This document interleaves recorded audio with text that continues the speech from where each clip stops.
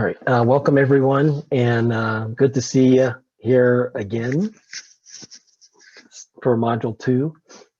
um, Welcome to the folks who are here for the first time. Thank you for your interest and your persistence and your patience while I went through the emails to get you folks in, because some of you I think came in right before we did the last module. So I was playing catch up, and then I also want to say I give you guys an apology for some of the corrections I'm doing to the invites here. Some of them I found that were puzzling to me, and we had duplication, so I was cleaning some of that up.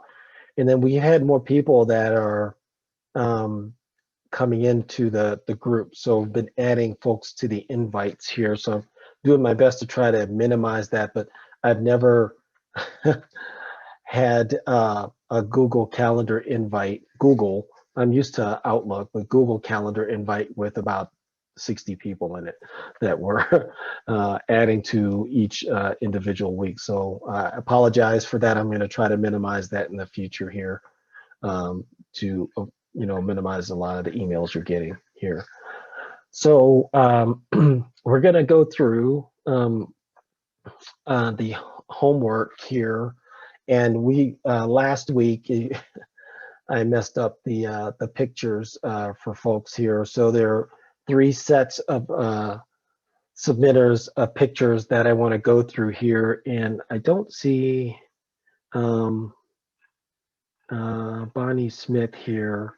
So I'm going to share my screen right now and then go through these. And I have for Bonnie some information. She sent me an email about her concerns here, and then I will display that and then read her email. And then after we finish with Bonnie, we'll go to the other 2 neighborhoods, and I'll let those representatives speak to their concerns. Bonnie said she might not be on until after the first 30 minutes here. So let me know when you're seeing my screen, Lisa. Yes, homework, Bailey, Colorado. All right. Okay, so Bonnie says in her email that my main concern with our area right now is getting out during a fire event. There are just 2 roads shown in the pictures, and one of these is currently designated as the emergency evacuation route by the fire department. There are so many areas where a fire could cross the road, leaving no departure access. I don't think my neighbors realize this street may become impassable if the fire ignites and carries along the roadway via growing vegetation, fuel debris, and wooden fences. The picture with the green gate across the road, and I think we're talking, let me see if I see that one. No, that's David's here. No, I don't see that one. Is the one of the emergency evacuation routes. I know it is hard to see in this picture. Trees are starting to grow in the middle of the dirt road. Oh goodness. The road has not been well maintained over the past 10 to 20 years. Wish there was a way to approach the county to grade and gravel it. I'm also concerned about the fires being carried to and hitting the power lines, as they may spread sudden bursts of sparks before actually downing the flow of electricity. I'd like to see strong mitigation from the center of the road back to property lines, and in some areas another 10 feet into the property lines, and completely taking down of trees encroaching the electrical areas as opposed to just topping off. The properties here are mostly 5 to 10 acres and limited, few up to 20 acres, so I don't see this cutback as being extreme or detrimental in aesthetically. Property owner mitigations from last year still sit in the easement areas of the roadway with no intent of being removed. Our HOA is basically non-functional at the moment, so there's no removal enforcement, so that's not an option. I'd like to find a way to motivate these homeowners to participate in slash days or some other days to remove this fuel, as it may be too much for a chipping event day. Several of these piles abut wood fences, more tree vegetation, or wooden power poles. The pictures taken just show how much fuels are laying around or just two streets of our area just two streets of our area. In the event of a fire, my property may be mitigated along with many other properties, but the fuel, debris piles, and road encroachments will prevent any of us from evacuating. So serious concerns here. And I think what she's trying to point out in her pictures, like this one in the upper left, is the heavy amount of trees right immediately along the roadside here. She mentioned aspens here in the center in one of her pictures. And you know, those of us who've seen or heard about aspen fires, the root systems are a living organism. So we've heard some instances where the roots have spread underground, believe it or not, when they're very dense. And then she mentioned the wooden fence along the side here. That's a common trait, you know, amongst a lot of different places, but you can see limbs hanging down over the fence, and then you could see the debris piles along the road. So these are semi-gift wrapped for them already, Lisa. And then in this bottom right, which you can't tell, and which you mentioned in a separate email, is that there are electrical infrastructure behind these elements here. You just can't see them, and they're covered up. So she felt that they were in close proximity. You can definitely see on the right, upper right, more electrical infrastructure with trees immediately around that, and then you could see what she's talking about in terms of the debris piles. And the two leftmost pictures are electrical lines. The upper one, it's kind of hard to see. It's basically in the center towards the top, and then in the bottom picture, it's going across the street. And I think it goes into the trees further away from the house here. So that's great information from Bonnie, and valid concerns here. So do we have David on the call tonight?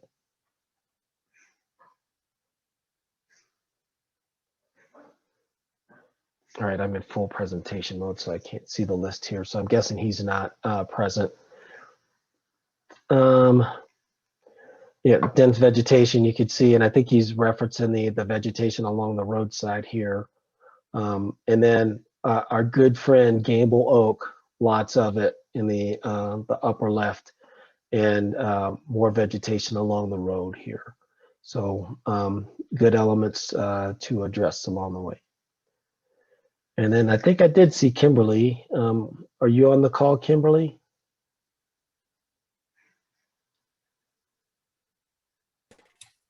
Yeah, Right. it takes me a minute to find the button here to unmute. Okay. Yeah, so this is, there's a group of thick trees that you can see from the main road. The house itself is cleared of vegetation from around it, and the driveway isn't bad, but you don't see the driveway and you don't see the house as you're driving up to it. So I think it would be better to clear out some of these trees to make them healthier, but also so you can kind of see through and see where you're going, because the house isn't that far in, but it's a brown house with a green roof. Wow. I don't see it at all. I know. And if you can't see them here, the firefighters can't see it either. Yeah, and I think for most emergency people, they would just kind of cruise on by going, okay, not going down there. And it's really not that bad. The driveway is somewhat open, but it has a curve in it. So, but you know, still you don't see the house and see how open it is. Yep. Then That's awesome. The other thing that we have is some really big trees that they're the I don't know, pinyon pines. I have another anyway, slide of pictures too here. I think Sure. there may be one or two more. Yes, so we have these big trees, and there's gullies between the main road and the house. So, and then the trees, the huge trees are in the gullies, so it's difficult to trim them because you get up close to them and the limbs are way over your head. but the ends of the branches hang way down. And we've had a heavy snow that actually bent more of them down. So they haven't been trimmed up yet. So this is a work in progress. Yeah, I think that, yeah, that's it for those. So those are three here, and I appreciate you guys sharing those here, and we will continue going through them each week until we were able to cover everyone's. Now from last week, homework, the only one that I recall receiving, and I apologize if I missed any, but talking about your plan going forward with engaging and getting your message out. And I have Suzanne and I apologize if I said Suzanne or Suzanne, I'm not sure which way, and then Lauren. Are you on the call tonight? Yes, we are. Thank you. All right. Would you tell us what your actions here? I'm showing the Word document that you sent in, and it's fantastic progress so far. You guys have a good start. Well, we hope so. We're trying to move forward as quickly as we can, and it's always difficult when you're depending on other people. So we're depending on our POA board, and then we are connecting with CUS and the Colorado State Forest Service, but we're making progress. So we've been recognized as an official group. They actually gave us a budget. After I sent this in, they gave us a budget of $2,000 that we can use toward writing our CWPP. So that's really important. And awesome. The board has not yet determined when they're going to have their first, the annual meeting of all the homeowners.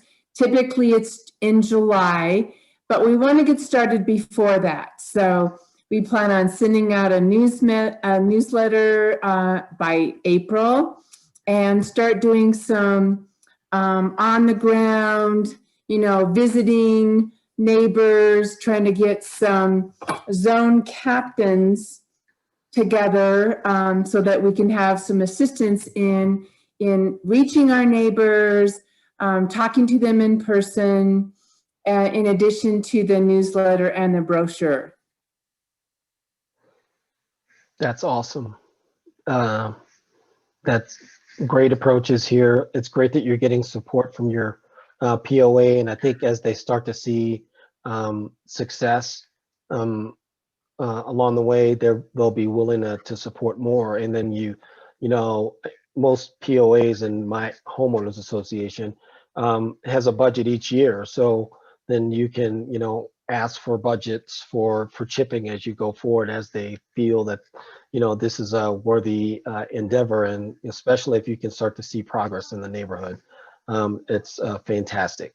So thank you for sharing that information, and that's part of the reason why we're doing this too.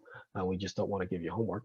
It's sharing, and you can hear tips on how things worked in certain neighborhoods, and then maybe apply some of those to your particular neighborhood. Some aspect may you may find that your neighborhood is very similar to a particular neighborhood that is presenting, and you may be able to take some of their best practices. So we're doing this to share information and techniques along the way here. So there are lots available here, and it wasn't in my plan to initially share everybody's ideas, but actually, maybe that's something that we should do and consider if you're okay with that. I don't want to share your information, of course, if you don't want it to be given to other folks here, but I think there's a lot of great information and techniques that we can learn from each other with it. So are there any questions that the group has for Suzanne or Suzanne? Could you tell me the correct pronunciation before, so I don't repeat this every week?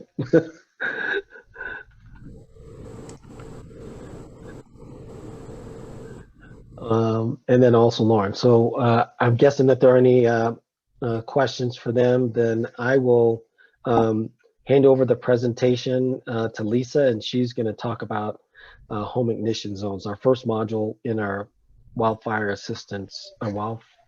wildfire assessment program. Yes. Hi, it's John Putt in Evergreen, and I just want to share a quick story with the group. Yesterday, our Rotary Wildfire Ready Safety Committee met with Jefferson County's new emergency manager, and we were talking about the CWPPs and how basically all of our evacuation routes are non-survivable at some point. And we were really pressing the new emergency manager, who happens to be from Florida, so he is definitely new to the wildfire terrain, but really pressing him on solutions and collaboration, and we weren't getting it. And right now, the plan for the CWPP for all the neighborhoods in Evergreen is to shelter in place. Ooh. And it actually, for the Forest Guild, who wrote our CWPP, said it's the first time they've ever even used that terminology anywhere in the nation for all the plans that they do. And to put an exclamation point to that, I want to read the quote from our emergency manager. He says, just like hurricane season, you have to make a decision of least regret and take care of yourself. And I think that really does highlight how much of the burden that we're talking about with evacuation really rests on our shoulders at the community level, the neighborhood level. That you know, the political process is long and arduous, and you know, for the 60,000 plus people that live in the WUI in Jefferson County, we're kind of on our own for right now. Yeah, that definitely sounds like a hurricane paradigm here. One distinct difference is you don't have to worry about air quality as much when you're dealing with hurricanes. I grew up in New Orleans, Louisiana. I understand hurricanes pretty well, and I lived on Guam for 3 years as well. And so, yeah, the wind blows here, and you need to make an early decision, and it hits a wide swath. So, you know, the similarities would be actually that we learned, the person who came from a place that had Katrina is make an early decision. And I think, you know, we're going to emphasize, you know, that here along the way, and being prepared to make that decision, being prepared to allow you to make that early decision is important too. So I'm sorry that you're having an uphill battle with that type of mindset here. When you're dealing with that many folks here that could potentially die in a fire, that's not necessarily the best technique. It is a technique, and in some instances, that's a good decision. And I'm not sure that you want to necessarily have that as your main plan too, though. Okay, thank you, John. I really appreciate that share. That was awesome, and I appreciate those struggles. And there is another person that we've been communicating with that is struggling with their homeowners association too. And so we're all going through different struggles here, and sharing that information and getting different techniques is helpful for everybody to see the challenges out there and maybe some different ways of addressing the issue. So with that, I'll hand it over to you, Lisa, and it's up to you. Over to you, sorry. Can you hear me okay? Yes. So tonight is the Wildland Fire Assessment Program Home Assessment Checklist. It's going to provide training for you on how to properly conduct an assessment for an individual property. It's targeted for residents to prepare them, that's you, to evaluate a property and provide recommendations to reduce the risk. So when a wildfire comes and there are just a few fire trucks for thousands of homes, your home and your street will have a better chance of survival. We're going to teach you how to use, we call it the WFAP home assessment checklist, using lots and lots of photos and examples tonight.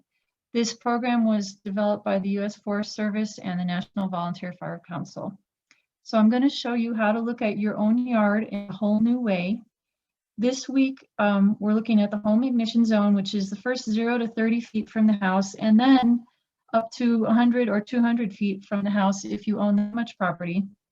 And then next week, we'll talk about how to harden your home against flying embers, and we'll look at detached structures in the yard, address markings, egress routes, and other things like that. We're offering this class for free so that we can be a blessing to you, so that you can help your neighborhood be safer and you can be a blessing to them also. So you might have heard of the wildland-urban interface. This is where homes are intermingled with natural areas such as forests. However, the key is not where homes are located. It's about changing the local conditions inside each home's ignition zone, which is the 30-foot zone around each house, and then looking 100 to 200 feet out if you can. You have control over what the fire does when it reaches your property by managing the trees and plants and by looking at how your house is built and maintained. The case studies of the Bel Air Brentwood fire and the Painted Cave fire suggest that simple factors can determine if a home is destroyed or not in a wildfire. They found an 85 to 95% survival rate where a home had a non-flammable roof and the 30-foot zone allowed no intense burning. And that's what we're going to show you how to do in these next two modules. The principles I'm teaching here about the home ignition zone are all scientifically proven. Examples we're using here, a lot of these photos are based on the Front Range of Colorado, which is mixed conifer, mostly ponderosa pine forests, which this may not be the exact right examples for other forest types. For example, lodgepole pine or spruce forest types are different than ponderosas. One of the techniques we're teaching is chipping the slash and spreading it on the ground, but this solution for disposing of the vegetation might not be the best for all areas. So anybody contemplating forest management in another part of the state or country should contact the State Forest Service local field office for a site visit and recommendations specific to their property. Flying embers. This is the crux of everything. They come in many sizes. They can be flying sparks like you see here. They can be glowing coals the size of a marble. They can be burning wooden shingles. They can be heavy flaming branches. They can be a burning squirrel that was carried into a neighborhood on a superheated draft of air. That was documented in Paradise, California in the Camp Fire. Storms of tiny sparks, humans might just see as annoying, but they can fly into your house through cracks, vents, and gaps that will show you how to find and protect. And if they pile up in your yard or on your house, what happens then is all science in action. I'm going to show you a video next week of what the ember blizzards do when they hit a house. But this, just so you know, this photo was taken in the daytime, just in the background there, you can see a little bit of daylight. It gets so dark when those flying embers are burning. Flying embers blown ahead of the fire can travel many miles. So people living in the trees are at risk for sure, but so are people in the prairies. And homes in the middle of an urban or suburban area can also be at risk from wildfires. That's why everyone should use the home assessment checklist to see how their own home ignition zone looks. And I hope you saw, I should say this while I've got a little bit more introduction here. Andre sent out an attachment that has the home assessment checklist on it. It's 8 pages, and I hope you have it printed out. But if you don't, you can get caught up. So Dr. Jack Cohen is the founder of Firewise Communities USA recognition program. He's done 40 years of research in fire science, showing that small changes we make on one property can make it safer in case of a wildfire. And he says wildfires themselves are not the problem in the wildland urban fire disasters. The problem is structure ignition. and changing the local conditions inside each home ignition zone. Bear Creek fire happened in November 2020 on the west side of Colorado Springs. We don't have a fire season anymore. Mitigation is the saving grace in the Bear Creek fire response. It says years of mitigation efforts were credited with saving scores of homes near Bear Creek Regional Park on Thursday after a wind-whipped wildfire roared up to the southwest Colorado Springs neighborhood's back door. Mitigation is risk reduction. So some of the fact list might seem trivial and skipping, but are not trivial to the members. Then this is another example that shows to see during a fire. When we talk about evacuation, remember too, this was also taken in the daytime. The photo of us destroyed in the Black Forest fire of 2013. You can see all the trees are not burned. There was no crown fire here, but the house is gone. Why? The burning embers came from the fire miles away. About 80% of homes that are destroyed because of wildfires are because of the burning embers landing on the house or in the home ignition zone. I want to mention, we are going to be looking for volunteer properties to do demonstrations of using the home assessment checklist. And if you are willing to volunteer your property, please email Andre at the epg@tlumc.org address for our demonstration day on March 30th.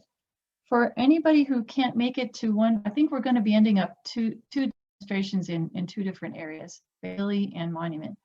If you can't get to either of those locations, we have some ideas on other ways of getting an assessment done during those weeks while we're not meeting. So the FAP checklist is a guide that you can use to determine problem areas around your home. And then you can help other people. There are no guarantees, but by following this checklist, it will help you lessen the chances that your home will catch fire when there's a wildfire in the area. This is just reminding me to tell you this is a link to the home assessment checklist. You can find it online. We emailed it to you, and it's your reference for the next 2 weeks. The checklist will teach you as you use it because of its format. The safest response to every statement on the form is yes or not applicable. If you have to answer no, the way the statement is written shows what you need to do to fix that item. And that should then be added to your short-term or long-term to-do list, which you can work on as time or money affords. So here's an example of how we're going to use this form. One of the items says, a screen is installed in front of each fireplace or wood stove. Just circle the answer that is true and move to the next item for your situation. When you're done going through the whole checklist, make a list of everywhere you had to answer no, and that will give you your to-do list. The nice thing about the statement is that the way it's worded, if you can just change the situation so that you can then answer yes to the question, you've learned something in the same time. So when you're filling out the checklist, don't skip your name and address. Set a good example for your neighbors. It's also helpful to collect the contact information for neighbors as you're getting to know them so that you can organize your work days and trainings. And we recommend you give a copy of the results to your local fire department when you're done to let them know you're working on reducing your home's risk in wildfire, and you'll have questions for them too. The fire district will be so pleased to know that there are people out there doing this work on their own private property. And some fire departments provide branch and / chipping services to their residents and other ways of helping you. Also, the reason I ask you to list your fire department name is that actually some residents don't know what fire department they live in, and some homes are not part of any fire district at all. Look at your property tax assessment summary to find out for sure. We'll help you get connected with your local resources if you need help. Every checklist item has an indicator showing how much money it might take to fix that situation if you had to answer no. We encourage you to do as much as you can as soon as you can. Put the rest on your list and work on them actively. You can make a big impact with many of the free or inexpensive items on this list. Even maintenance tasks like raking dry leaves out from under the front steps will reduce your fire risk significantly. So it's not just expensive things that will help. After learning about the whole checklist, by the end of next week, you'll know how to make more fire-resistant choices in the future when you're replacing big ticket items like windows, roof, or deck. So we're going to show you how to solve the structure ignition problem in the home ignition zone around your house. And this is simple, but listen, if your house doesn't catch fire, it won't burn down. We're going to look at the construction of the house next week. Today we'll look at the first 5 feet out, then the next 30-foot zone, and then the 30 to 100-foot zone if you have that on your property. Otherwise, that's where you might need to talk to your neighbor if you overlap. The home assessment checklist will guide you to make the changes so that your home can defend itself from the wildfire while you are somewhere else safely evacuated already. If you feel overwhelmed, remember just to start with the house first, and then the first 0 to 5 feet, and then the 30 feet. Go out from the house.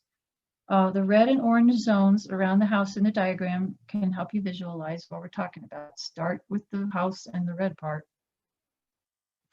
And the way I think of it, if I can't remember anything else, is I think if I am a flying ember and I land there, what will happen? Will I find fuel to eat and keep me alive and smoldering and cause trouble? Or will I find no fuel to eat and I will starve and go out? That'll help you answer a lot of questions as you go along. And I want to reassure everybody that before we dive into the details, I just want to, it's going to turn out looking pretty. It won't look exactly the same as it does now, but you can have a mitigated property and still have trees. Isn't that a nice example? We'd all like to have that one, wouldn't we? Here's a home that survived a wildfire. It wasn't luck, as they say, it was good defensible space. We aren't using the term defensible space because it implies that you're there defending it. You won't be there, you will be evacuated. But we want to teach you how to have a clean home ignition zone so that the home has a better chance. Here's a 2-minute video I want to show you by Jack Cohen, and I've put the link to this in the chat so that you can share it with friends. It's called "If Your Home Doesn't Ignite, It Can't Burn," and it will speak for itself.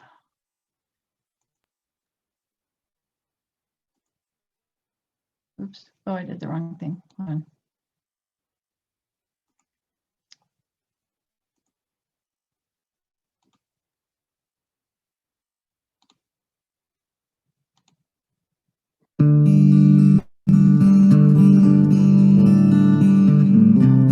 Decades of research show that there is something you can do to keep your home from igniting during a wildfire. Remember, if your home doesn't ignite, it doesn't burn. What surprises most people is that it's the little things that can cause your home to ignite. And during the chaos of a wildfire, these little things might go unnoticed and turn into a big problem for your home and your neighborhood.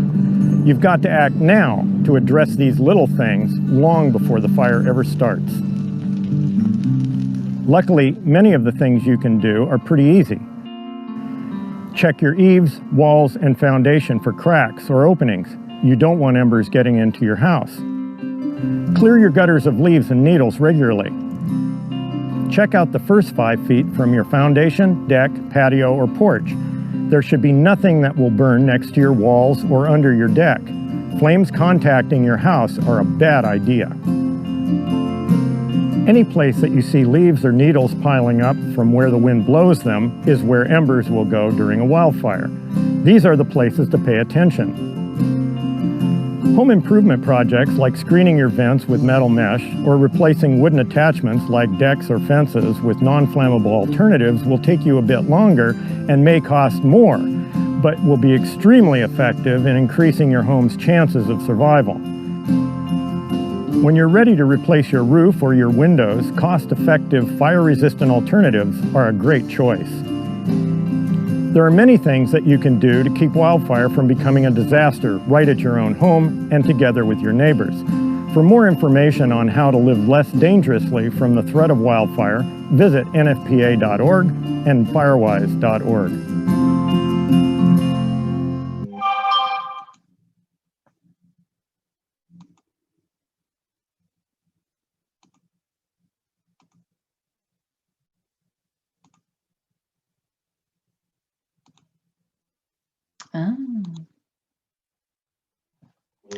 So I love that video because it summarizes everything we're saying in the 2 weeks.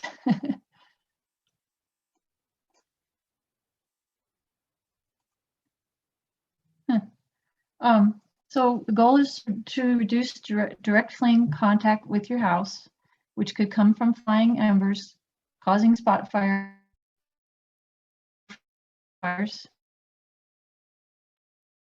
So we're going to fix home ignition zone. Module 8, we'll learn more about vegetation. I put them in the, those of you who want to start on that early, it's Colorado State Extension's document called. So here, notice that the green trees aren't all burned. It will.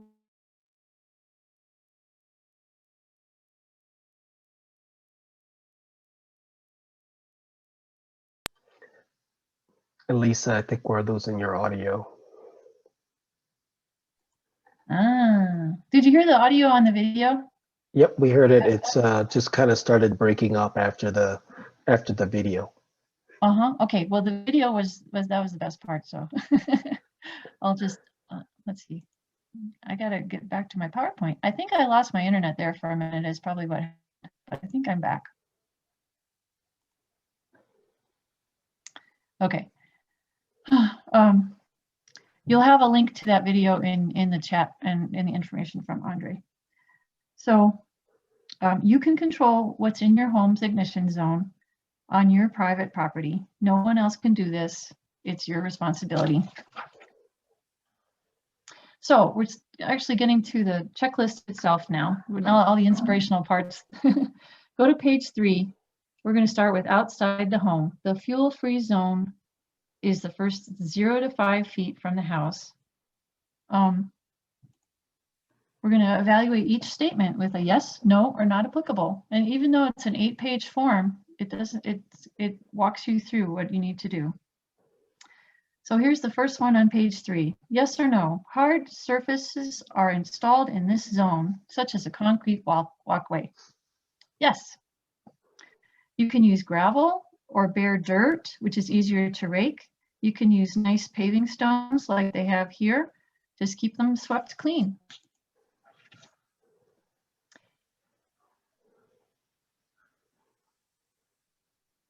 Yes or no, non-combustible mulch products are used, such as rock. The answer here would be no. That's too bad. You want it to be yes. Don't put flammable bark mulch next to the house. Save that for garden beds farther away from the house. And don't use rubber mulch. It is flammable and hard to extinguish.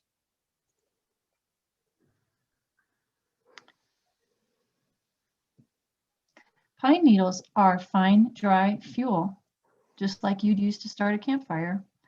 Rake those pine needles away from the base of the house, at least 5 to 10 feet out and up to 30 feet. Bare earth is a great choice for your fuel-free zone, especially under ponderosa pines that are near the house. This is an important enough step that the firefighters will do it if they have time to help on your property when a wildfire is coming. But it would be much better if you do it regularly for yourself. If you use rock mulch, you can use a leaf blower to get the pine needles off from it. or the leaves. If you use rock mulch, be sure to choose rocks that are heavy enough that the leaf blower won't move the rocks. And beware of cheatgrass, shown at the right here. It is an extremely invasive grass. It loves to live in mulch of all types, and it burns very easily. If you see it, pull it and throw it away. Don't leave it on the ground. We'll talk more about this in Module 8. Junipers are called ember catchers or kerosene on a stick. The vile and hated juniper is by the worst, but any flammable vegetation is a hazard when it's near the house. So don't put flammable vegetation in the fuel-free zone.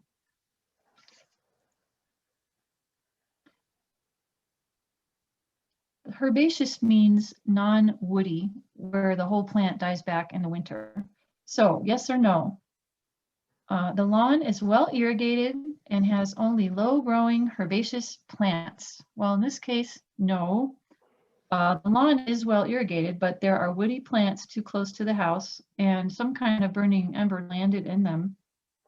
Could have been a cigarette. That's a burning ember too. But so one of the keys to using this form, right, is if the answer to any part of the statement is no, you have to circle no for the whole thing until you can solve it.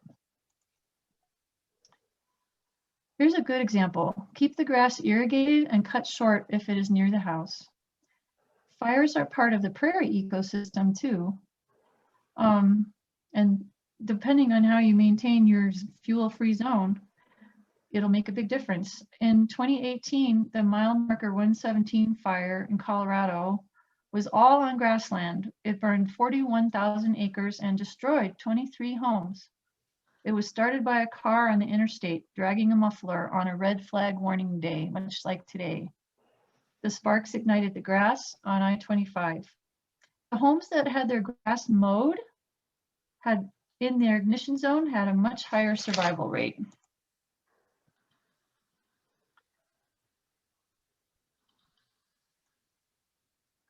Yes or no, dead vegetation is removed and continuously maintained. On the left, the answer is no. This was actually at my house, I'm ashamed to admit. We had a pile of kindling right under the front steps. It was all these dead leaves that had been there, and they were so far back we couldn't even reach them with a rake. The wind will blow embers just the same way as it blows the leaves and piles them up in nooks and crannies. So what we did was on the right, we cleaned it out and added 1/8 inch metal mesh behind the first step to stop the leaves from getting all the way back in there. And now we can clean it out easily.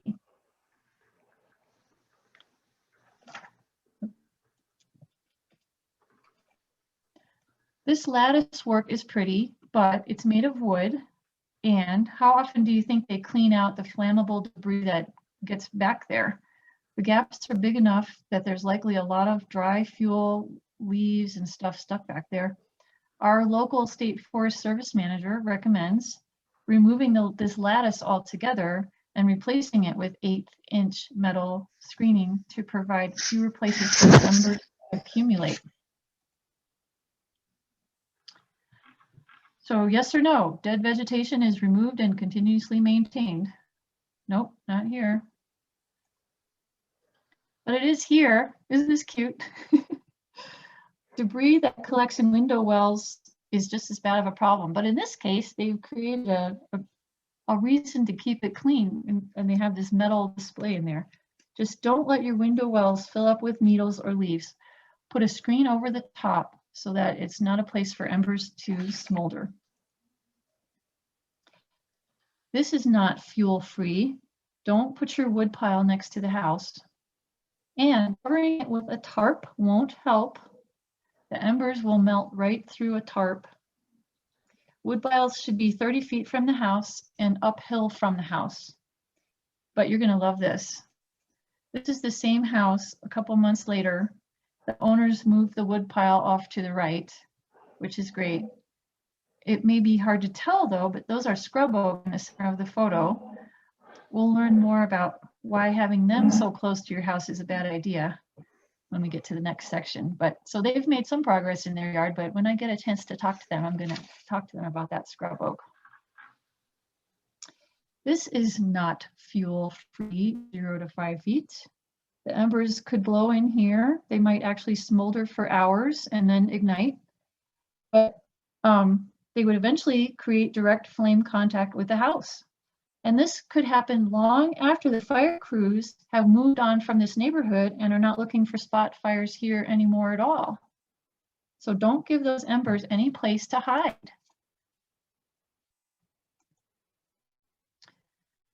Remember, artificial turf is made of synthetic and petroleum products. So keep it farther from the house if you want to install it. People like it for xeriscaping. But it is inflammable, but it will melt, and just don't put fuel in the fuel-free zone. If you're going to do this, this is good how they did it with the rock mulch next to the house. This is a before picture. This is not a fuel-free zone within the first 5 feet, but you're going to see the after picture next. They have made sure now they don't have a lot of flammable vegetation next to the house.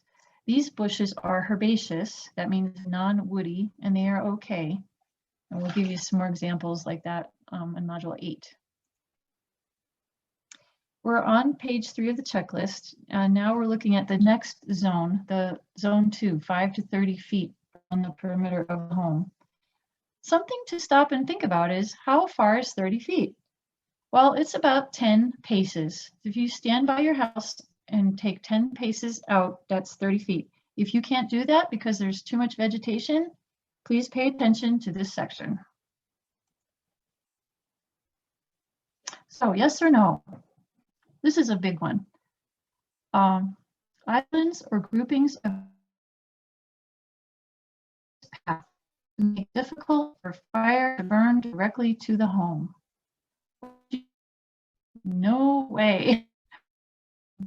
You see the house to the continuous. It's no good. This is scrub oak. It's very tolerant, but leaves contain oil that wildland firefighters recognize as a highly flammable and hazardous fuel type. They burn 3 times as tall as the bush itself. So that means in this case, the flames would be 50 feet high if this caught on fire. And then just imagine the Colorado wind blowing those flames sideways. A firefighter with hand tools cannot work near a flame that's greater than 4 feet. They have to fall back to a safer place and hope to stop the fire when it gets to them there. And everything in between would have to be sacrificed for safety. So the firefighter would walk right past this house. If the whole street looks like this, they might just move on to the next street to try to hold the line there. They will spend their time on properties that they can save, that have a chance. They should not risk their lives when you are not willing to do what you can first. So that's a long answer to a short question, but this is a real important one. And hopefully you can say yes to this question. Here's the same question again with another example.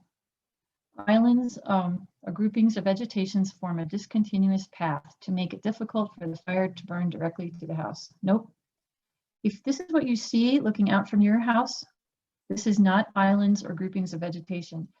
This is also a very unhealthy situation for the trees since they're so crammed together and the treetops are all touching. These trees should have been thinned out when they were seedlings, either by a wildfire or by property owners. Now the work to thin them will be harder, but as soon as you do it, the remaining trees will be less stressed. Jeff Johnson from the Western Fire Chiefs Association said the forest is overloaded with a historic backlog of combustible material. 100 million acres of national land is at high or severe risk of wildfire. We need to catch up and restore and maintain these forests. What he's saying is true on private property too, if it looks like this. Here's an example of something not to do, but this could be catching it earlier. A doghair thicket is a cluster of pine seedlings that are too close together. The trees in this thicket are only 4 to 6 feet tall right now. But think about it. Can all of them grow to be 60 feet tall or taller? No. If you thin them out now, some of them can survive and grow up strong and tall and even have branches all the way up. As Becky Zitterich said, you met her last week. She says, forest health and fire mitigation done right are the same thing. If you won't let the fire roll through, then you need to be the fire and maintain the vegetation. And I want to point out this one in particular, I won't name any names, but a certain HOA board, this is where I took this picture, and this particular HOA board is resisting any idea of doing tripping projects. So we're gonna talk to them. Yes or no? Dead plant material and tree branches are removed. Lower tree branches and shrubs positioned under the tree line are removed so that a surface fire or ground fire cannot reach the crown. That was kind of a long one. You can, the answer is no on the left. On the right, it's yes. You can see us there in our orange shirts. That's us. Working to remove some ladder fuel so that the surface fire could not reach the tree crowns, and there's less fuel to draw it toward the house. Notice here too, there's a steep slope. There's really more work to do here because of the slope, but we had to do what the homeowner was ready to do on our first pass, and we'll hopefully get back there and help her some more in the future. And I have a specific section later in the presentation tonight about how to deal with slopes differently than in just flat ground. So yes or no?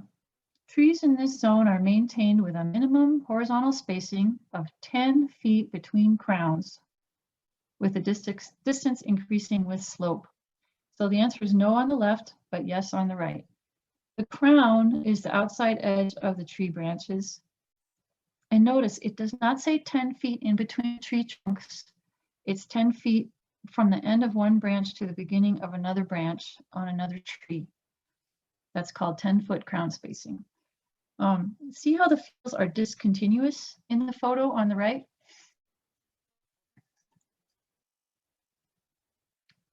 And here we have 10-foot crown spacing on the right.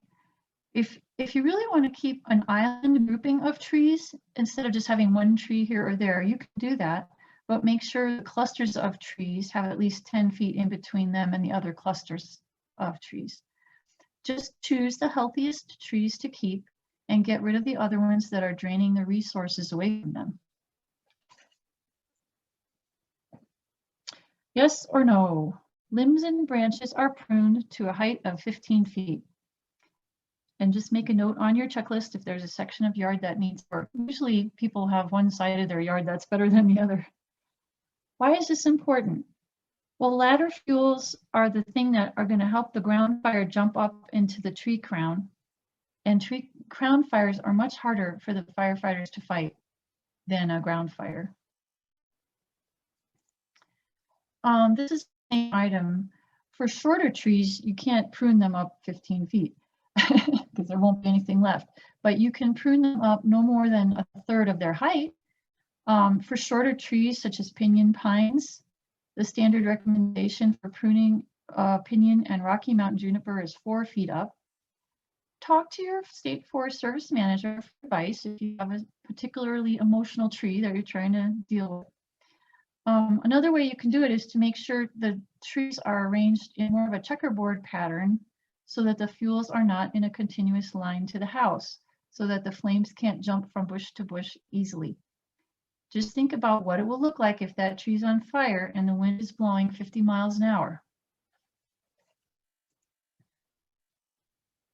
Did you know a ground fire won't jump into the pine trees if the branches are trimmed up? It will burn up the trunk. It probably won't damage the bark, and then the flame height will drop back down and it will continue as a surface fire. And surface fires release nutrients back into the soil and clear out the understory. Those are called ecologically appropriate fires. Everyone always asks about, do I have to rake the pine needles up in my whole yard? And the answer is no.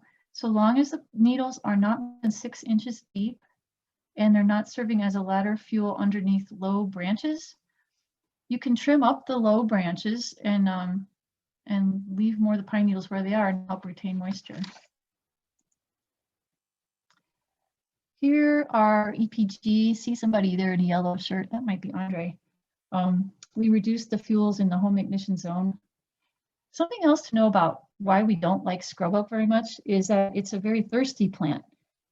By removing all the scrub oak out from under the pine trees will have access to more water and be healthier. And you will reduce the risk of the fire using the scrub oak as a ladder fuel and jumping up into the pine trees and becoming a ground fire.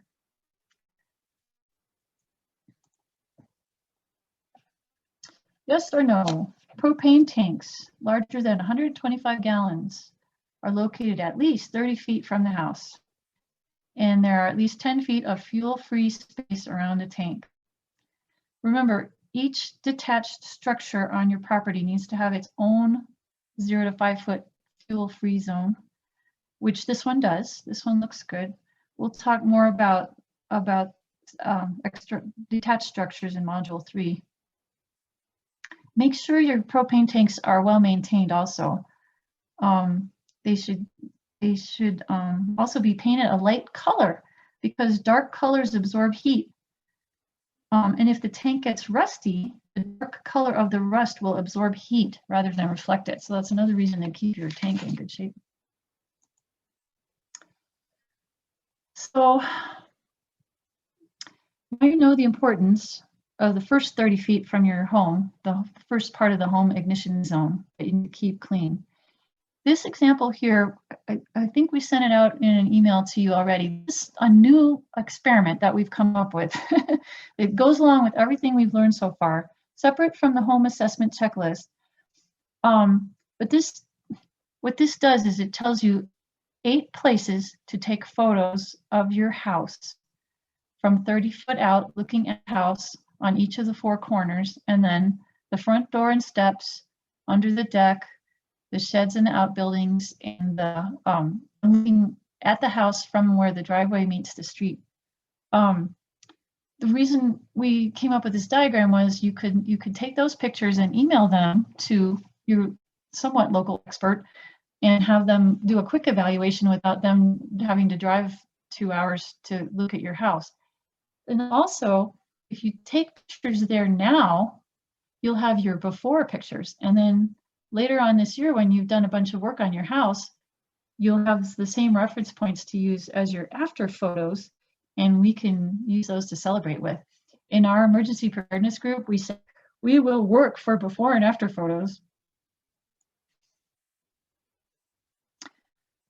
So after the house, the 0 to 5 foot zone and the 5 to 30 foot zone, from 30 to 100 feet around the home, you also need to manage the fuel if that's under your control. The vegetation should be maintained. You need 10-foot crown spacing between the trees.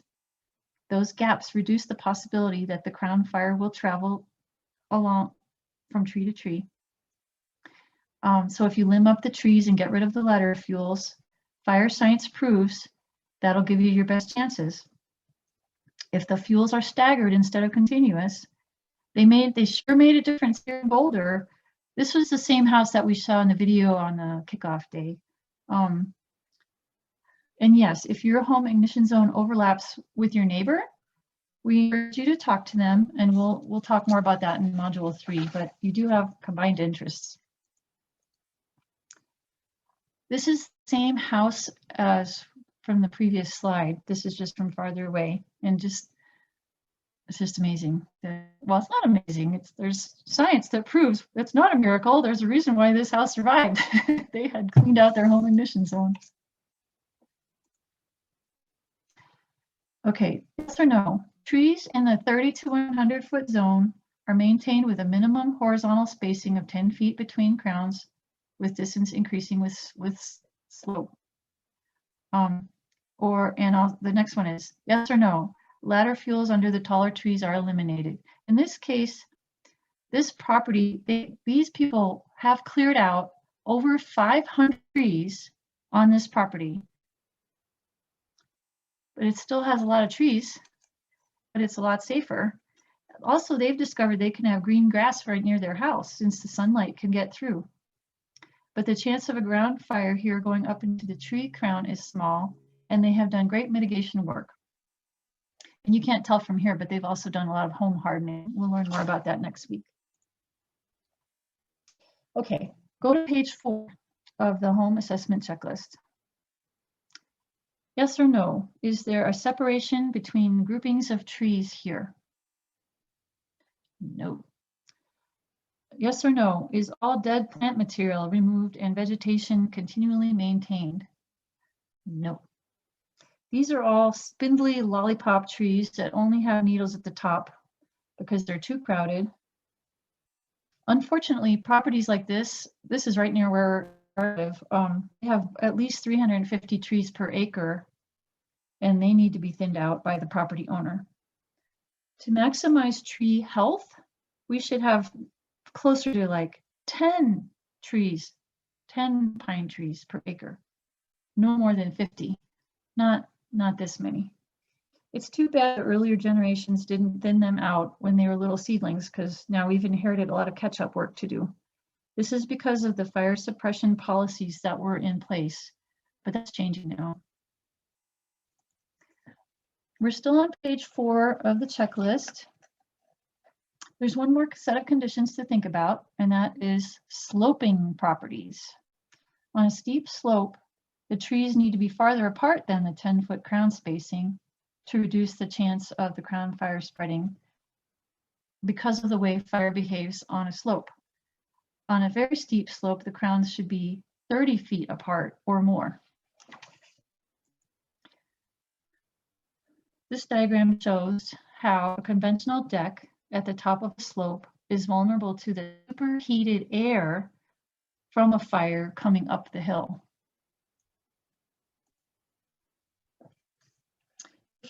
If your home is on a flat piece of property, you can just circle not applicable here. But otherwise, think about it, yes or no. The home is located on a steep slope and vegetation is managed beyond 100 feet. Well, the answer is no. Not here. It's not managed. They're in trouble.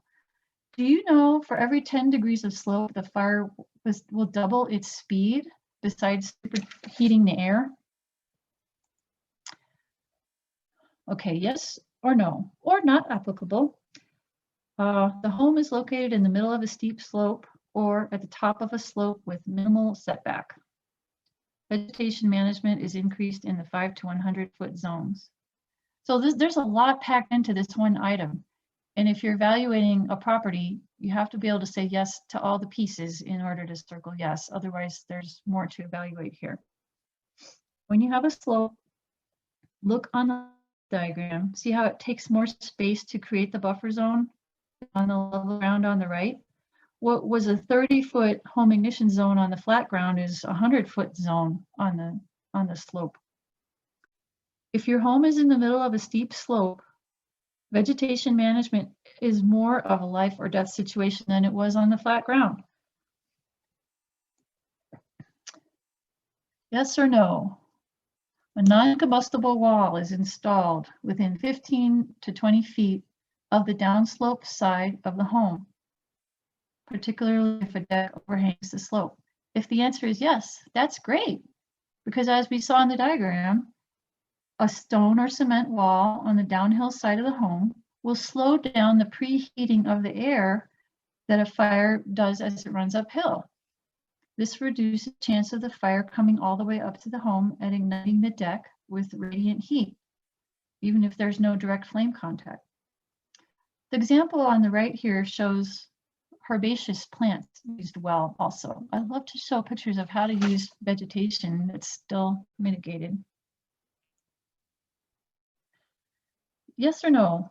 For decks that overlook a wooded area, trees are thinned and ladder fuels are removed to minimize the chance of the fire moving into upper portions of the trees. Ladder fuels are the things that help the fire climb up from the ground to the tree canopy, and it's harder to stop than a crown fire.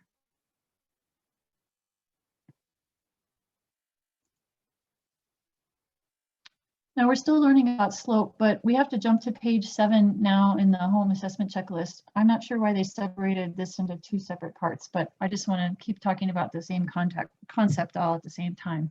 So on page 7, yes or no?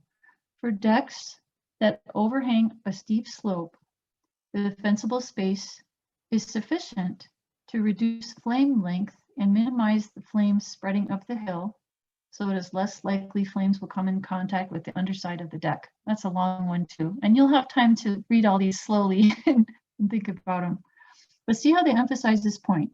You want to reduce direct flame contact with the house in every way possible, both from the ground fire around the house and spot fires on the house.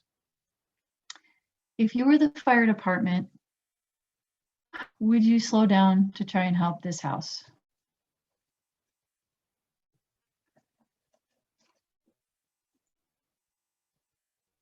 Yes or no? A non-combustible wall is installed across the slope approximately 15 to 20 feet from the edge of the deck. This diagram shows how the wall can isolate the deck from the superheated air. It redirects it. It's all physics and fire science.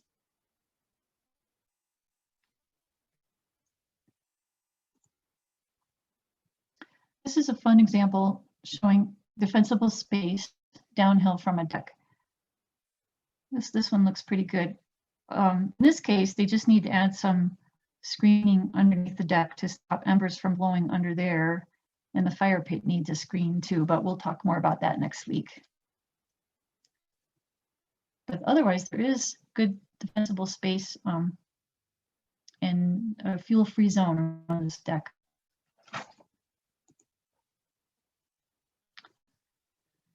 We're almost done for today. Unless you have questions. Here's one more mitigation before and after example. Here's the before. You can't even tell there's a house there except for the address marker.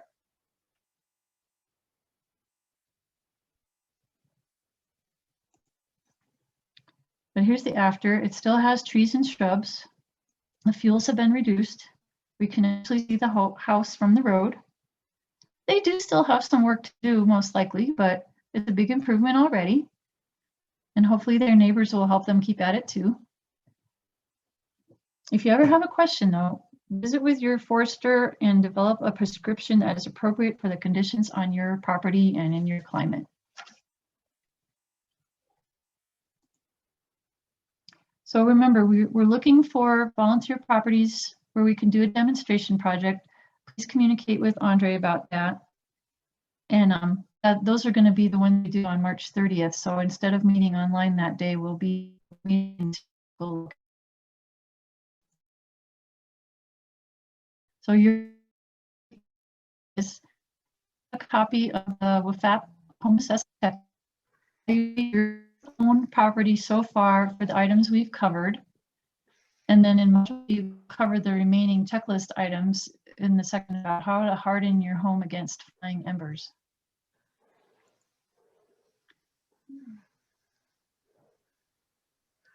How about that?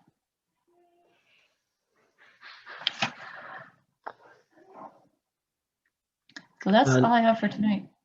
Nicely done, Anybody Lisa. We don't have any questions in the chat, but I'd like to throw in a couple of comments. One, we have what the WFAP checklist. You may see other references that use different distance markers, etc. I wouldn't get exactly too wrapped up into the don't measure with a micrometer on this is really what I'm trying to get at. Worry about the principles that Lisa mentioned, work out from the house and reduce that vegetation outward along there, and consider, contact against your house and then ladder fuels. And so think about those aspects here. And, some folks will say, well, that's not a perfect mitigated property. Don't get wrapped up into that. Start looking at working your property slowly. I think what we found is that we don't like to, we come up with a plan by walking around, but we just don't, we slowly cut. and we'll cut, and then we'll take a look at it, and then we'll cut and then take a look at it and see how it appears aesthetically, and then also with the defensible space principles, too. So it's not just like Lisa mentioned earlier, we don't clear cut, we just, work it slowly and then work it over time. So I think the principles are consistent. I think you'll see that, but you may see some minor differences between the different programs, but, focus on the general principles and just do the work, because there's so much out there here that we need to reduce, and then we can get the specifics after that. If you want to refine it, that's fine, but there's so much out there. We have plenty to work within all of those zones here along the way, and just, get to work. Now, I think I asked also Lisa while you were talking, if folks were not familiar with their fire department or preparedness lead, to let me know here. And so I'm gathering that information here. So I'd like to turn it back over to the group if you have any questions to ask of Lisa.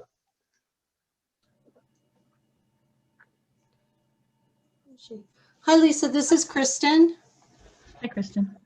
I had a question for you about how flammable are plants like rabbit brush, three-leaf sumac, trying to remember, mountain mahogany. So where we live up in the Lyons area, you're either in the pine forest or you're in these more open areas where there's tons of these shrubs. Mm-hmm. I don't, we'll talk more about that in Module 8 with specifics. If you look in the, I can't remember if you live in Colorado, but the Colorado State Extension Firewise plant guide gives you some hope there. I know I have specifically looked at mountain mahogany and it was on the good list. I don't know about those other two. So please look for that guide. And when Becky and our special other guest speaker on Module 8 talk about the names of the other plants, they'll be able to tell you that specifically. Somebody just wrote something about 10 trees per acre. What was that? Oh, if you take out too many trees at once, it can lead to the remaining trees blowing down. I know that Dave Root mentioned that too, that with the ponderosa pines, we don't worry about that as much, but he said with other, what was the one? Always, if you're ever in doubt, talk to your Forest Service person first. Because he didn't mention that for, what kind of lodgepole? That was maybe the lodgepole pines. He was worried about them blowing down if you did too much at once.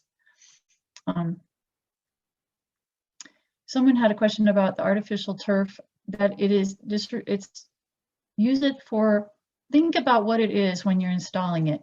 It does a great job of looking green all year round, but it is made of synthetic material, and depending on how you install it, it might have rubber underneath it, and that's definitely a petroleum product. So don't want to put that in your fuel-free zone. Cindy posted the Firewise plant list again. Thanks. Yeah, that's the same. That's the one I was talking about. Yeah. Oh, yeah, don't use artificial turf under your deck. Try and come up with something else. That would probably not be the best idea. I don't know how this sounds. I've been learning about this now since the Black Forest fire, and sometimes it's easy for me to go really fast on this topic. So if you're ever in doubt, if you're trying to just analyze something in your own yard, just picture that flying ember landing anywhere, landing on the roof, landing in the gutter, landing next to the house. And then what happens? And then you can work it out from there. You don't have to memorize a lot of different things. You'll be able to decipher your own solution. Dave said, what should the separation be between the scrub oak islands? Well, really, if you follow the math, the flame on scrub oak will be 3 times as tall as the scrub oak. So we've got a 10-foot high stand of scrub oak. The flames will be 30 feet high, And so if you have an island of scrub oak that's only 10 feet away from them, if the wind is blowing, the flames could still spread between the islands. But it's different than the pine trees because of the higher flammability of the scrub oak. Maybe that's the way to say it. You got to picture that Colorado wind picking up the flames and blowing them sideways in all the situations about the discontinuous fuels.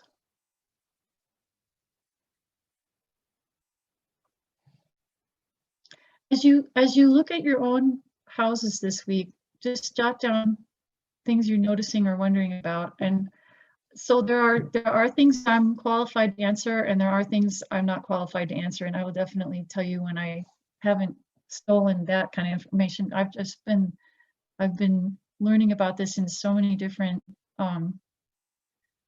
from so many different really knowledgeable people. But if I get to something I really don't know, I'll tell you. But look for those specific examples for next week.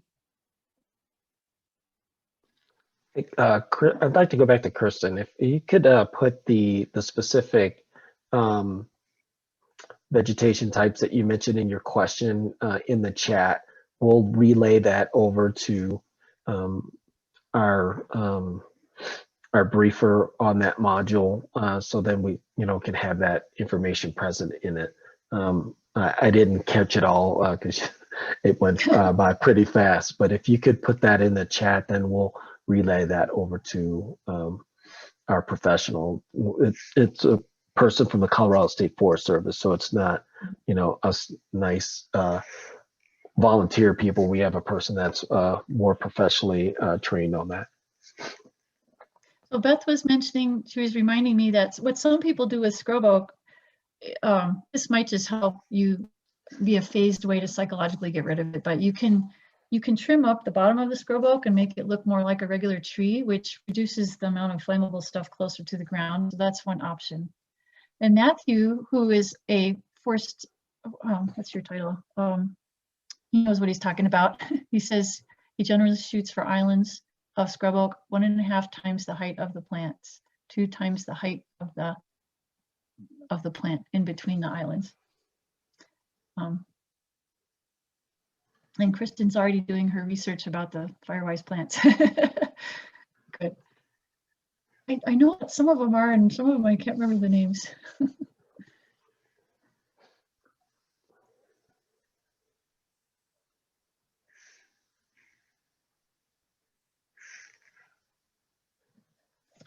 Well, is that all any more questions tonight? Do you feel like you're on the way? Do you feel like you're getting your momentum? These next 2 weeks are all specific just to one property at a time. But these are the kinds of modules that you might want to share with people. Maybe not the 1-hour version yet, but you could share that 2-minute video with people. The one I showed you from Dr. Jack Cohen, and that gets their attention. And then bit by bit, you can show them longer presentations. I have a question for you. And I think maybe you're talking about it at another time about screening under decks. Are you dealing with that in another session? Next week, we're going to talk about the house itself, how to harden the home itself against the flying embers that actually blow up against the house or under the house. Yep. And a lot of it has to do with metal screening and fixing cracks. Yeah, I can't quite figure out how it gets connected at ground level to stay there. So we'll talk about that. Yeah, okay. Well, I'll show you some examples and lots more pictures. I hope the pictures were helpful. Lisa, before we go, I want to give you a reminder about the homework for module 2. You kind of generally talked about it, but would you like to reemphasize it?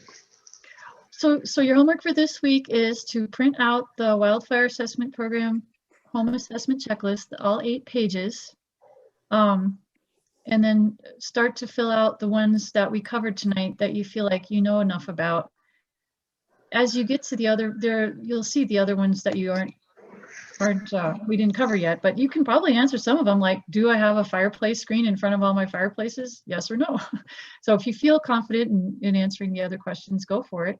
But the ones you're not sure what it's referring to, don't just wait till I show you the pictures next week. And that's all the homework, but it might cause some very emotional revelation to people. And Andre, I know people have been sending you their homework, but maybe for this one, since it's really kind of a two-part thing, we should wait till next week. Don't send in your homework till you finished all 8 pages of the checklist. So Andre has less to keep track of. He's doing it. He has a real job too. He's doing this. He's doing a great job of keeping track of everybody. And we still have more to cover in terms of the pictures. And then if I receive more homework from module 1, basically getting organized too, so we can cover those. We have time to be able to wait on the home assessments piece, and we can, if folks want to give them to us, after we go through the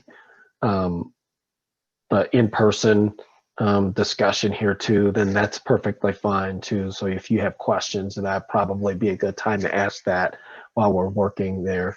I do already have one volunteer from Bailey here for that area, from Jim Snyder. So if we have one other person that would be interested, that would be great. Do we have any volunteers yet for the Tri-Lakes area demonstration sites? Not so far, but we have some time. Yeah, okay, great. Wait, I volunteer. We can go through my house. Is that Beth? The outside, you can't go through the inside. You can go through the outside. Inside's disastrous. But I have problems still, and then we have plans for this summer. So it'd be an interesting before and after, and we can look at the plans that we're going to do and talk about where those mistakes are. And actually, when we do the on-site demonstration, what we're going to do is we'll do one site together, and Andre and I will explain what we're seeing, and then hopefully we'll go to a second site and let all of you silently do your evaluation, and then we'll get back together at the end and see if we all agree with what you came up with. Yeah, it's generally the plan, because we would like you to hear from us and see what our eyeballs are telling us on that respective property, and then we just go to a whole separate property and let folks walk around and do their assessments and take a practice within. So that would be a second opportunity. Here's do your own property first, and then on the 30th, then you get another chance with it. And then after a period of time, then we'll gather everybody up in that particular area to then talk about it and see, all right, what did you discover in it? And so we'll just share observations with that, and just go around the groups and let folks talk about their observations here. So getting the practical in here gives you a lot more confidence. I did this with my neighborhood here, and we didn't do a practical, and then we came back months later and people were still not confident in it. So, getting out there and then practicing these helps a lot. And, it takes time to understand this stuff and feel comfortable with it. But I think you'll start to see, the different perspectives as you go through time and have discussions. And, maybe in the future you could, if you're still confused, you bring your fire professional along the way and, walk with them on the property. Lisa mentioned that, and we definitely always recommend doing that. It builds a relationship with your fire department, and then you get the professional's viewpoint along the way, and hey, what do you think of this house? Would you save it? And what would you correct first? And so it's eye-opening to hear that. I did a ride around my entire neighborhood with our board president and our fire marshal here, and just our HOA president was just completely silent and flabbergasted by the time we finished the ride around here about the different concerns in the neighborhood. And that helped get the neighborhood energized. So just, it's a marathon, not a sprint. And so patience and just work the principles, so slowly over time. All right, we're approaching, we have 2 minutes left. Any additional questions before we go?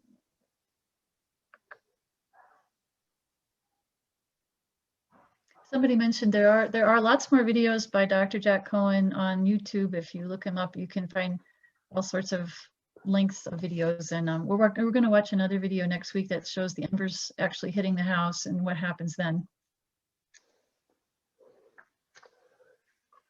All right. Well, thank you everybody for the nice comments here. We like feedback too, and we appreciate, you know, the questions and the feedback. And if there's something that we're not covering too, we also want to hear that information. If you want to just send that to us, either in the private chat or an email, that's perfectly fine, or bring it up here along the way. You know, the thing that we want to do is make sure that you guys are comfortable with the material here, and we always recognize that we can improve what we're doing here. So we greatly appreciate any thoughts, comments, recommendations, documents. Here, Cindy Latham is giving us a lot of documents that she has and references here. We have no pride in ownership here. We want to get as much information out to everyone here, and, you know, build the knowledge base and the repository and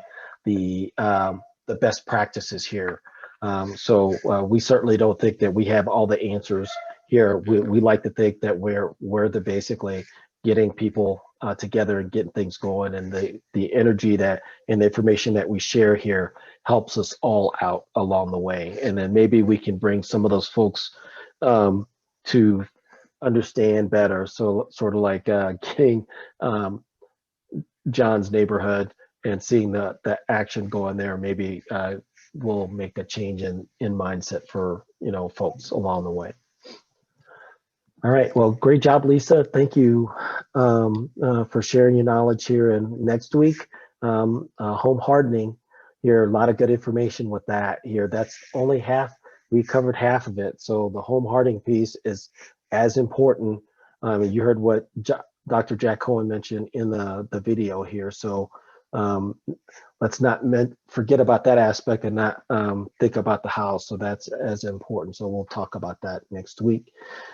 Soon as we finish this and the video processes, I will send out the recording to everybody here, and the links that I've seen here in the chat, and then I'll just reiterate once again, here are the attachments that we sent out earlier, just so we have, the more times we're able to hit it, you might have a couple of other different references with it.